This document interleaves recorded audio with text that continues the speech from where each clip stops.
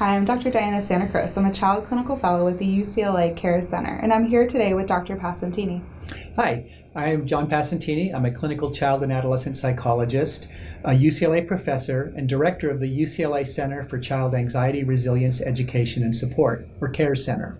So one of the questions I often have is, especially being the specialist that you are in anxiety, what are some best practices or best strategies that you have for parents in managing or raising an anxious child?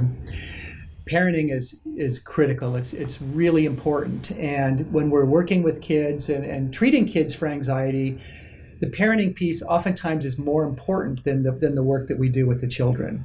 So kids worry about things like nobody's going to like me, I'm going to do bad at school, what if I get lost, what if something bad happens?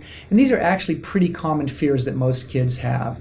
In listening to the child, let the child voice these fears and providing encouragement and context such that, most kids have fears like these. These fears aren't that uncommon, can really help the child quite a bit.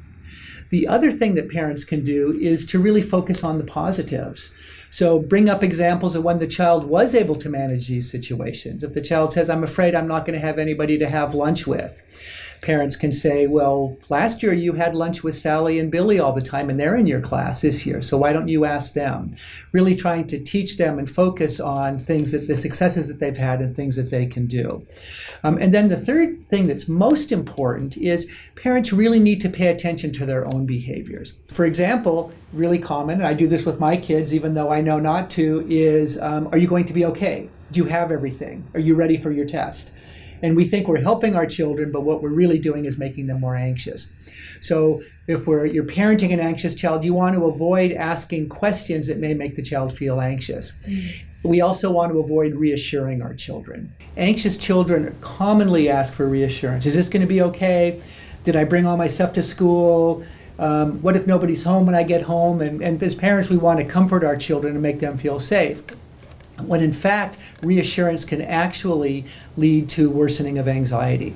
Instead, we want to teach the children problem solving and coping. So if a child brings up something that they're afraid of, we want to teach them strategies for coping and managing those skills, like breathing, mindfulness exercises, or simply going through the steps that they can take to make sure that nothing bad happens.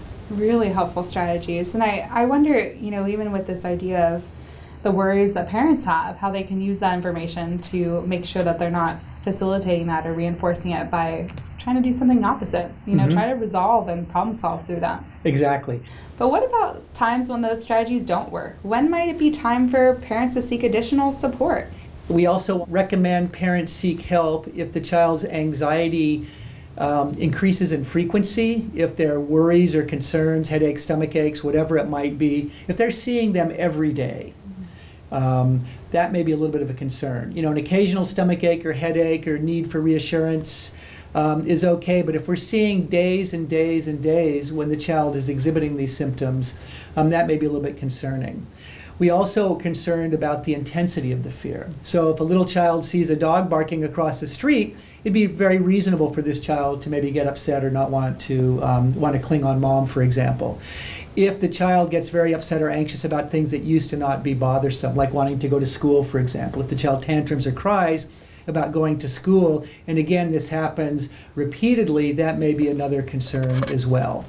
And if the child is expressing a fear reaction or anxiety about things that most people wouldn't consider that upsetting or anxious, what we would call an innocuous situation. Again, if the dog is barking, that might be one thing.